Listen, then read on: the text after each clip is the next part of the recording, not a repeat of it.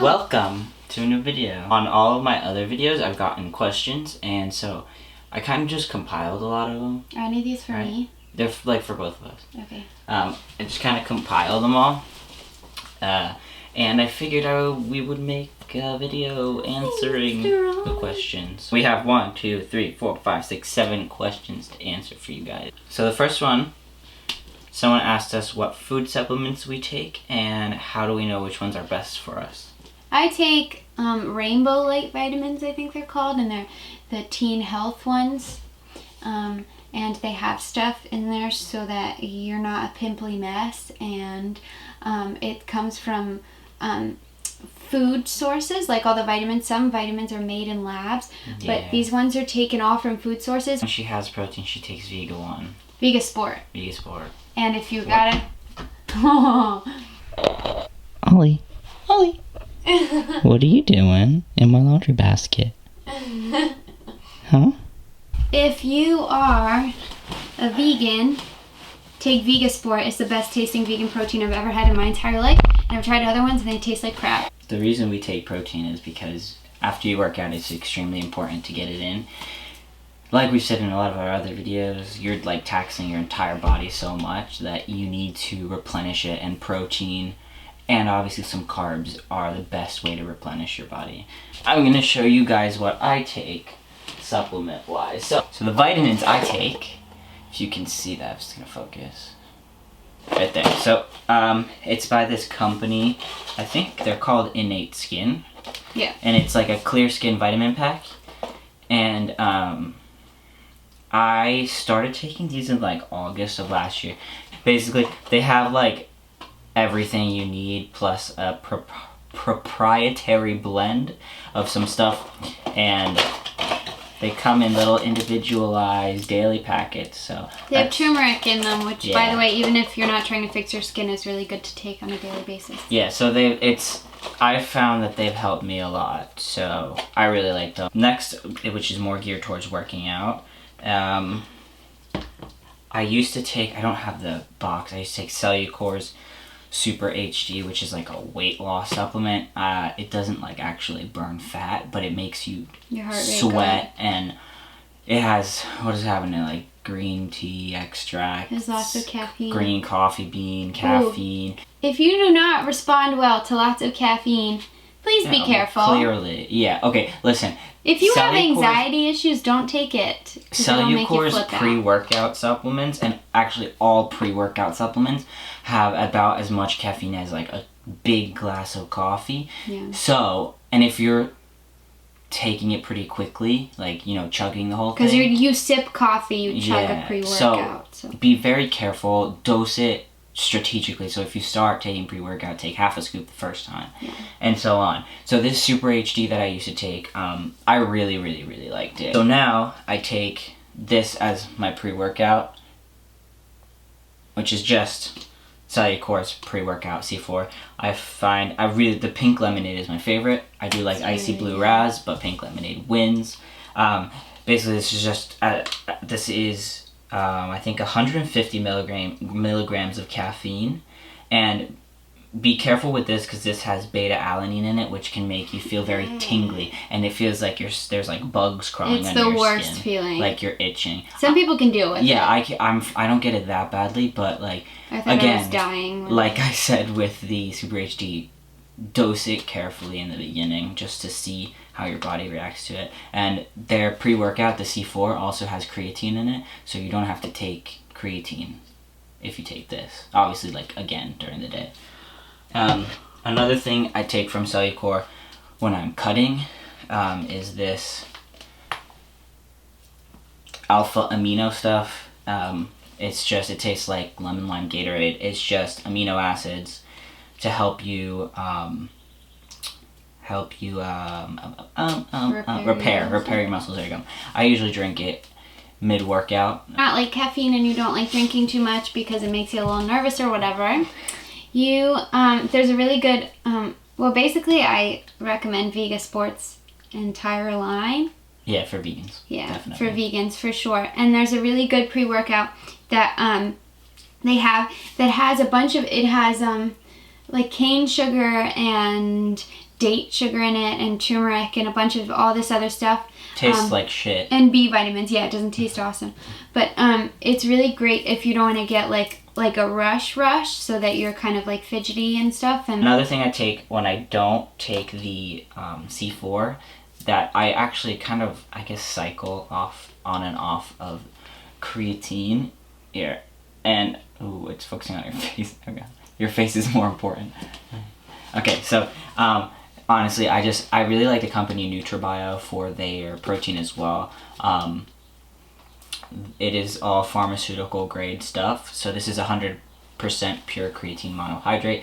It really doesn't matter. Creatine is creatine, right? So you can get a cheap tub of creatine from Amazon or whatever. Last but not least is my protein. There we go.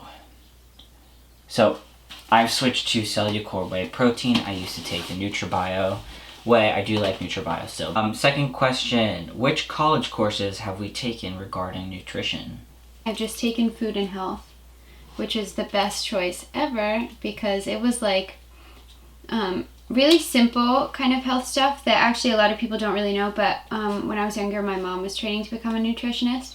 So I like heard a lot of this stuff all the time. So it was like food groups and like what different vitamins do. And of course, because we're interested in this stuff, like I've read up on all of it before. And it was pretty basic. Took Intro to Nutrition, which is probably about the same thing. We learned food groups, nutrition, vitamins, minerals, about macros, about micros. I did learn some interesting stuff about how carbs are processed in your body with insulin and everything. And then I also took an Elements of Physical Fitness course, which isn't really regarding nutrition, but kind of had some nutrition stuff in there, and a lot about sports and conditioning and things like that. Third question, which health food films have we watched? So many! I think I've watched like every single one on Netflix. But I buy into things real quick, so... We have. Yeah. There's not a lot of food documentaries we haven't watched. I watched Food Inc., Fed Up, Forks and Knives. What else have we watched? The Station. And Fire Engine. Fire Engine thing. Whatever, the whole food literally, like, if you come across a food documentary on Netflix, you'd probably watch it. Yeah. If I could give, like, one singular health tip, like, just one, Eat your veggies. Eat your fruits and veggies. What are your favorite fruits? What are you? Let me know. Because I like strawberries and raspberries, which is very, like, plain and normal. That's good. But, like, I also really like passion fruit.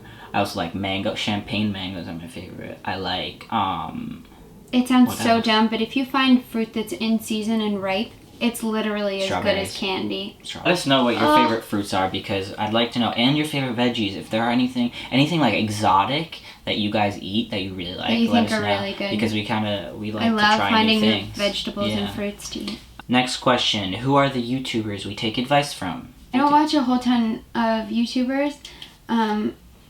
Weirdly enough, like I don't even watch cover artists, which is kind of weird, but I watch a couple beauty YouTubers. You watch Nikki? I watch Nikki. Nikki is a her name's Nikki Blackketter. She's a fitness YouTuber, and all I want in life is her butt and her legs.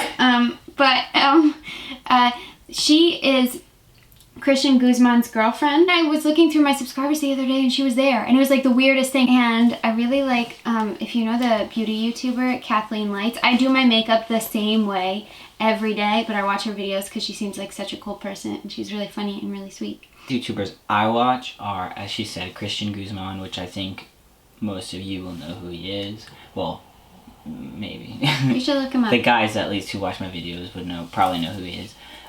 Tim Rodriguez. Other YouTubers I watch that I take advice from. Oh, Lex Griffin. Next question. I'm beginning a plant-based diet, but since I'm a college student, I find it really hard to prepare meals multiple times a day, every day. Do you or Alice have any go-to recipes that you make all of the time? Make like jasmine rice, and you can make this in bulk. Make some sort of rice or some sort of carb. Then make a sauce. There's two. Sometimes I do peanut sauce, but what I really like is it has soy sauce, garlic, and agave syrup, like to make it kind of sweet, and sesame oil. And so you just whisk that up and put each ingredient into taste. Then you have your rice, and you stick your veggies in your pan or whatever, and put this sauce in on top and just literally stir fry it until the veggies are thawed and they've been cooked for a little bit, and you're done. And you can make this for in bulk for the week ahead, and it's literally the quickest thing. The easiest protein sources, I think, for vegetarians or plant-based diet people are tofu, tempeh, beans, lentils, chickpeas. So you have to like really find things to put in there, because every meal you do want protein, carbs, and fat. Yeah. It's like the easiest way for a college student, honestly. We both live at home, so it's very easy for us to eat what we want and not be stuck within the limits of a college student diet in America, because it's disgusting. Cafeteria. So I don't think we have like super good advice for that. But if you just make sure that if you can go grocery shopping like once a week, and just prepare when you have free time, like on a Sunday or something, prepare for the rest of the week. So it's I was gonna say that the easiest way to like, ooh, my hair's going a little nuts.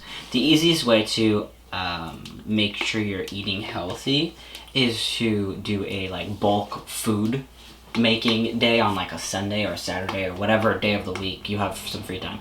Make a bunch of like different meals or the same meal or whatever, and put it in the boxes. Like, because when you do it this way, you're gonna, whenever you get hungry, you know, you sit there, you're like, oh, I'm so hungry. Yeah. I'm so hungry, I don't want to make anything. And then you end up grabbing a bag of chips. Instead, you have a prepared meal that you just throw in the microwave, and that way you save yourself from the bag of chips every single day. Next question. This one I got a really long time ago, and I'm sorry to you. To you who I didn't answer it. Because they wanted me to wanted us to make a video on it. This is not health related. They asked for advice for a long distance relationship. For those of you who didn't know, I was away for a year last year, and she was here, so we were 6 hours apart, and well, actually 8 hours apart. 6 hours time wise, 8 hours flying wise, and I want to say 2,000 miles or something. No, I think almost 4,000 miles apart. So we did that. We saw each other in December. So we had 4.5 months apart. Then we saw each other for 4 weeks. Then we had 3 weeks apart. Because Alex came back as a surprise. For 2 weeks, and then we had like, I don't know, 5 weeks. Yeah. No, so 8 weeks. Yeah. 8 weeks apart. Then she came over and visited me, and then we had 5 weeks apart. Then I came home. Basically. So the first half of the year was the worst, but. Yeah. So how do you deal with that? Anticipation is the worst part. The most miserable time is when you're getting ready for your significant other to leave. I cried a lot. The first days, the couple days when he hadn't gotten Skype together and he hadn't gotten his phone together, I literally thought I was gonna die in my sleep every night. But you get used to it. I promise you. You'll think like, oh crap, I'm starting to feel really crappy because they're getting to leave, and this is how I'm gonna feel like the whole time they're gone. And that's not how it feels. Anticipation is 100% the worst part. But you'll work out like a schedule of like when you talk to each other. Make time to Skype. Yeah, definitely download some sort of FaceTime, Skype, Uvo, whatever. Make time for each other. I think communication is so big because you don't have the physical at that point. Like, obviously we were together for a year before that, so we did have the physical, but when you're apart from each other, you have the whole like emotional part, so you still have to like really connect on the emotional level, and I think that's really important. I feel like we talked way more for it kind of like you know, a lot of people can get along physically, but like when you're brought to having to only, you know, connect mentally, I guess, and emotionally, it's different, and it brings a relationship to a new level. It's hard being away from like the person who means like the most to you in life. So you just have to, I don't know, just talk a lot, and don't get mad at the other person if they're down, and Yeah. be there for them, but also like find your own thing to do to keep you busy, because it's gonna make time go faster till you can see them again. Last question: how long have we been working out, and how many sets and reps do we usually do? So when I came back from Sweden last May, we really started to go consistently. And so since then, so almost a year now. But before that, like when I came home, we would go every day, and then I went by myself, but I didn't really. 2 summers ago, we would go all the time as well. And so before that, I went to like a personal trainer sort of, but it wasn't the same, because it was more like I had just started really like training, so I don't know, I didn't know as much, and I didn't have as many goals in my mind, and I wasn't as into it. So honestly, I would say a year and some. Yeah. How many sets and reps do we usually do? That depends on the exercise, and it depends on the both weight. of us. Honestly, sometimes I do 3 sets, sometimes I do 6 sets, Sometimes I do you 5 feel sets. like doing like really heavy weight and then doing not many reps, and then some days you'll feel like doing a high volume day where you're doing way less weight, but you're doing lots and lots of reps and sets until like you're completely burnt out. And I think the most important thing is just to vary it. Yeah, you have to vary, because the high volume days are gonna like, honestly, they're so tiring. They take so much out of you, and then you get all the blood moving, fill like, you know, your triceps with blood, and your pecs with blood and everything, and that really helps, you know, circulate things around.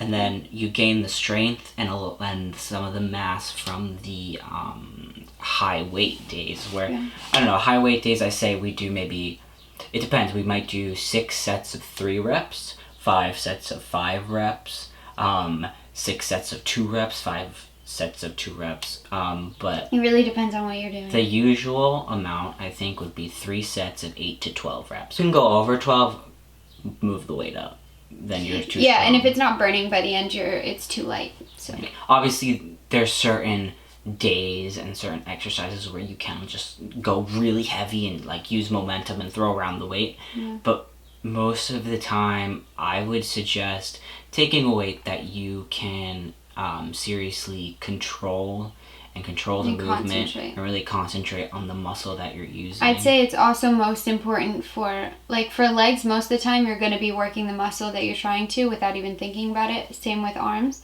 But when you're working something like abs or your back, because you're not directly working them. Like if you're working your arm, you're going to pick up a weight and like you move it and you're working your arm. But with the back, you're pulling with your arms. So you have to make sure that you're concentrating on the muscles in your back. Weight over ego.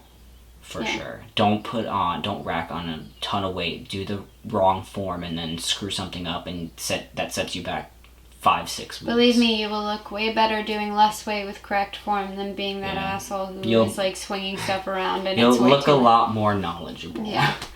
That's it. I mean, if you guys have any more questions, There's so much we could talk about with the gym and like, I don't know. I like doing, I like taking a bunch of your questions and putting them into a video rather than sitting and typing at you guys. And obviously, like, it doesn't only have to be about fitness, because we did answer a couple non-fitness related questions.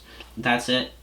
Hope you enjoyed our video. Let us know other topics you want us to make videos about too, not only questions, but whatever else you want to fun stuff. See us do. You know. Yeah. And if you don't, then that's and let me know if you guys would like to see a what's in my gym bag video. Yeah, I know. I got candy in my gym bag. That sounds creepy.